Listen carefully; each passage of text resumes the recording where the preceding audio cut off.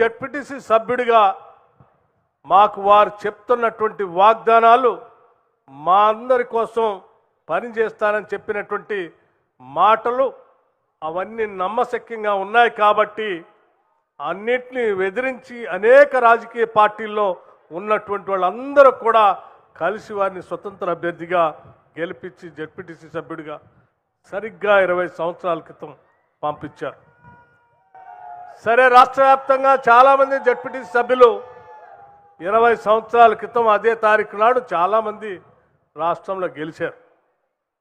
కానీ ఇక్కడ గెలిచిన సభ్యుడు మాత్రం ఆనాడు ఇక్కడి నుంచి ప్రయాణం మొదలుపెట్టి ఈరోజు తెలంగాణ రాష్ట్రానికి రెండో ముఖ్యమంత్రిగా ప్రమాణ స్వీకారం చేసి తిరిగి ఇక్కడికి వచ్చి మీ అందరికీ కృతజ్ఞతలు చెప్పేటువంటి కార్యక్రమాన్ని తీసుకున్నారు. సరే, వారు ఈ 20 సంవత్సరాల సుదీర్ఘ రాజకీయ జీవితంలో కేవలం జెడ్పీటీసీ సభ్యుడే కాదు, శాసన మండలి సభ్యుడిగా చేశారు, శాసన సభ్యులుగా చేశారు, పార్లమెంటు సభ్యులుగా చేశారు, రాష్ట్ర కాంగ్రెస్ కమిటీ అధ్యక్షుడిగా చేశారు, ఈరోజు సిఎల్పి నాయకుడిగా ఈ రాష్ట్ర ముఖ్యమంత్రిగా ఈరోజు మీ అందరి మధ్యకు వచ్చారు. ఒక రాష్ట్ర ముఖ్యమంత్రి ఈడకు వచ్చినప్పుడు సరే సహజంగా చేతులు ఒప్పుకుంటూ అందరికీ చేయొప్పుకుంటూ వెళ్ళేటువంటి పరిస్థితులు మనం చూస్తూ ఉంటాం. వర్షం వస్తూ ఉంది, నేను త్వరగానే ముగిస్తాను, కానీ 2 విషయాలు మాత్రం స్పష్టంగా మీ అందరితో చెప్పాలనే మాట్లాడతాం. చేతులు ఒప్పుకుంటూ వెళ్ళేటువంటి పరిస్థితి చూస్తాం. కానీ ఈరోజు రేవంత్ రెడ్డి గారు ఆలస్యం అయినా పర్వాలేదు, నేను వాళ్ళందరితో కలిసి భోంచేయాలి, ఆనాడు ఈనాటి నా ముఖ్యమంత్రి పదవికి పునాదులు వేసినటువంటి వాళ్ళందరితో నేను కూర్చొని భోంచేయాలి అని వారితో పాటు మా అందరిని కూడా రమ్మని ఆహ్వానిస్తే ఇది మంచి సాంప్రదాయం కదా. 20 సంవత్సరాల క్రితం ఓటేసినటువంటి వాళ్ళని మర్చిపోకుండా కృతజ్ఞత చెప్పి నాయకుడిగా వాళ్ళకి ఒక కృతజ్ఞత చెప్పేటువంటి కార్యక్రమం చేస్తున్నప్పుడు ఇటువంటి నాయకత్వం కదా కావాల్సింది నాయకులకని చెప్పి తప్పనిసరిగా వస్తామని మేమందరం బయలుదేరి వచ్చాం. సరే, వస్తే పత్రికల్లో మనం అందరం చదువుతున్నాం కొన్ని రోజుల నుంచి, ఏదో ఎల్నినో ఉంది, వర్షాలు రావు, చాలా ఇబ్బంది పడతాం, ఎండకి ఎండిపోతామని మన సాంకేతిక శాస్త్రవేత్తలు అందరూ ప్రపంచవ్యాప్తంగా చెప్తా ఉన్నారు. సరే, ఇక్కడ కూడా అట్లాగే ఎండలు కొడతా ఉన్నాయి. కానీ ఈరోజు మాత్రం ఇక్కడికి వస్తే మీరు చూస్తూ ఉన్నారు ఆ ఎల్నినో ఎటుపోయిందో, వర్షపు జల్లులు పైనుంచి ప్రకృతి కూడా ఆశీర్వదిస్తూ ఉంది. ప్రకృతి కూడా ఎప్పుడు ఆశీర్వదిస్తుందంటే నాయకత్వం కానీ పాలన కానీ ఒక మంచి సంకల్పం ఉంటే, మానవ సేవే మాధవ సేవ అని ఆలోచన చేసి వాళ్ళ అభివృద్ధి మన లక్ష్యంగా అజెండాగా పెట్టుకొని పోతా ఉన్నప్పుడు ఆ భగవంతుడు కూడా సహకరిస్తాడు, ప్రకృతి కూడా సహకరిస్తుంది అని చెప్పటానికే నేను ఆ ఎల్లిని ఈనాటి వర్షాన్ని కూడా మీ అందరికి గుర్తు చేస్తూ ఉన్నాను.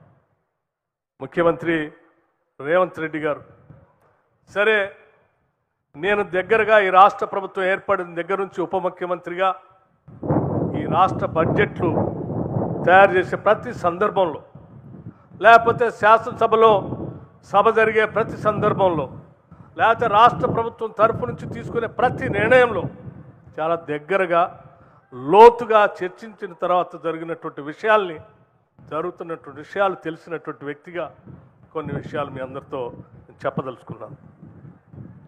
పాలన అంటే, ముఖ్యమంత్రి అంటే 4 అధికారులను పోగేసుకొని ఆ అధికారులు చెప్పిన దాన్ని తీసుకొని రొటీన్గా పాలన చేయటం కాదు. పాలన అంటే మనం చిన్ననాటి నుంచి ఏ గ్రామీణ ప్రాంతం నుంచి ఎదిగి వచ్చామో, ఏ రైతు సమస్యలు, భూమి లేని నిరుపేద ప్రజల సమస్యలు, తినటానికి తిండి లేనటువంటి కుటుంబాలకు సంబంధించిన విద్యార్థులు అర్ధాకలతో బడిగిపోతున్నప్పుడు చూసినటువంటి సమస్యలు, ఆ సమస్యలన్నింటినీ కదా మనం అడ్రస్ చేయాల్సింది. కేవలం అధికారులు ఏదో రాసిస్తే ఆ రాసిన దాని ప్రకారం బడ్జెట్ తయారు చేసి మనం పాలన అందించడం కాదు కదా. బట్టన్నా, నేను ఒక మామూలు గ్రామంలో పుట్టి వచ్చాను. సామాన్య రైతుల బాధలు తెలిసిన వ్యక్తిగా, తినటానికి తిండి లేనటువంటి కుటుంబాల బాధలు చూసినటువంటి వ్యక్తిగా చెప్తా ఉన్నాను.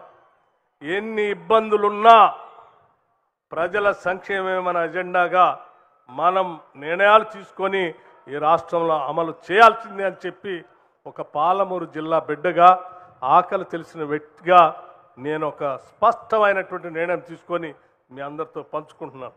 ఈ రాష్ట్రంలో ఉన్నటువంటి 1,15,00,000 కుటుంబాలు ఈరోజు సన్న బియ్యంతో భోజనం చేయాల్సిందే. అది నేను ముఖ్యమంత్రిగా కాంగ్రెస్ ప్రభుత్వాన్ని నడుపుతున్నటువంటి వ్యక్తిగా నిర్ణయం తీసుకుంటున్నాను. 1,15,00,000 కుటుంబాలు. ఇది పేద ప్రజల గురించి, మధ్యతరగతి కుటుంబాల గురించి ఆలోచన చేయగలిగినటువంటి ముఖ్యమంత్రి ఉన్నప్పుడు మాత్రమే ఇది సాధ్యమైనటువంటి కార్యక్రమం. ఇది నిర్ణయం చేసేటప్పుడు ఇంతమందికి మనం సన్న బియ్యం ఇయ్యగలమా, ఇన్ని వేల కోట్లు తేగలమా అంటే ఎన్ని ఇబ్బందులున్నా వాళ్ళు కడుపు నిండా అన్నం తినాల్సిందే. గొప్ప గొప్ప వాళ్ళు తినే సన్న బియ్యం పేద మధ్యతరగతి కుటుంబాలు, గ్రామీణ ప్రాంతాల్లో ఉన్న ప్రతి కుటుంబం కూడా తినాల్సిందే అని చెప్పి ఒక నిర్ణయం తీసుకొని చెప్పినప్పుడు తప్పనిసరిగా ఇటువంటి కార్యక్రమాలు చేయాల్సిందే అని చెప్పి వారి మీద ఒక అభిప్రాయం నాకు ఏర్పడింది.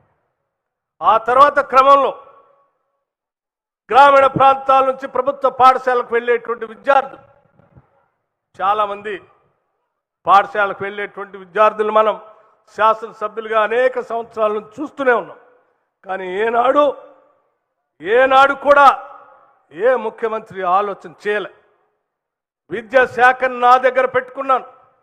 నేను పాలించేటువంటి ఈ సమయంలో నేను ముఖ్యమంత్రిగా వచ్చింది కేవలం ఏదో అధికారులను కూర్చోబెట్టుకొని వాళ్ళు చెప్పే నిర్ణయాలు చేయటానికి కాదు. నేను ఒక లక్ష్యంతో వచ్చాను. ఈ రాష్ట్రంలో ఉన్నటువంటి 27 లక్షల విద్యార్థులు ప్రతిరోజు ఉదయం ప్రభుత్వ పాఠశాలలో అల్పాహారం ప్రభుత్వ పరంగా పెట్టాల్సిందే. అది కూడా న్యూట్రిషియస్ ఫుడ్ ఉండాల్సిందే. దానికి కూడా ఒక గ్లాసు పాలు ఇవ్వాల్సిందే, ఒక గ్లాసు జావ ఇవ్వాల్సిందే అని చెప్పినప్పుడు ఇది కదా ప్రజల గురించి ఆలోచన చేసేటువంటి ప్రభుత్వ అధినేత ఉన్నప్పుడు జరిగేటువంటి సంక్షేమం కదా అని చెప్పి ఈరోజు క్యాబినెట్లో ఉన్నటువంటి వాళ్ళందరూ ఈ కార్యక్రమాన్ని మద్దతిచ్చి రాష్ట్ర వ్యాప్తంగా ఈ సంవత్సరం 27 లక్షల మంది విద్యార్థులకి ఇవాళ మార్నింగ్ బ్రేక్ఫాస్ట్ పెట్టే కార్యక్రమం జరుగుతాం. చూశాం, చాలా సందర్భాల్లో చెప్పారు. నల్లమల్ల అడవుల్లో ఆ పరిసర ప్రాంతాల్లో ఉన్నటువంటి పేదవాళ్ళు అనేక మందిని చూశాం. ఇల్లు లేనటువంటి పేదవాళ్ళని చూశాం. 10 సంవత్సరాల టీఆర్ఎస్ ప్రభుత్వం అధిక బడ్జెట్తో అనేక వనరులతో రాష్ట్రాన్ని అప్పచెప్తే పేదవాళ్ళకి ఇల్లు ఇస్తా అని మోసం చేసిండు. మనం మాత్రం చేయటానికి వీల్లేదు. ఎట్టి పరిస్థితుల్లో ప్రతి పేద కుటుంబానికి అర్హత ఉన్నటువంటి వాళ్ళకి అందరికీ ఇందిరమ్మ ఇల్లు ఇవ్వాల్సిందే.